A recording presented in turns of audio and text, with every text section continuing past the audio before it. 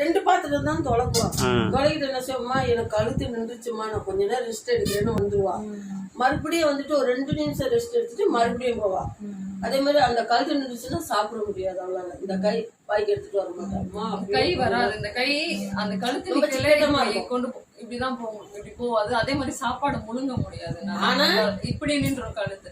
ஆனா இப்போ இந்த மருந்து எடுத்ததுல இருந்து எஸ்டிசி மருந்து எடுத்ததுல இருந்து எனக்கு இப்போ இல்ல அந்த ப்ராப்ளம் இல்ல. நன்றி. அதுக்கு அடுத்தது அண்ணன் ஒய்ஃப்க்கு நன்றி.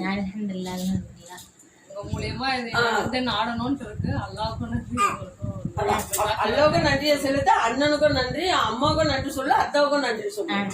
ஏன்னா அல்லாவை தூண்டி அவங்க வந்து அவங்க வழியில நேரடியா வாங்கலையா. நானும் என்னமோ நினைச்சேன், காசு வந்தா வாங்கலாம் போட்டு வேலையா இருக்கேன்ட்டு.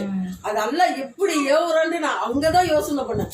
ஏன்னா வழியில வந்துட்டு கேக்குறாங்க, வாங்கி கொஞ்சம் ட்ரை பண்ண கூடாதா, வாங்கி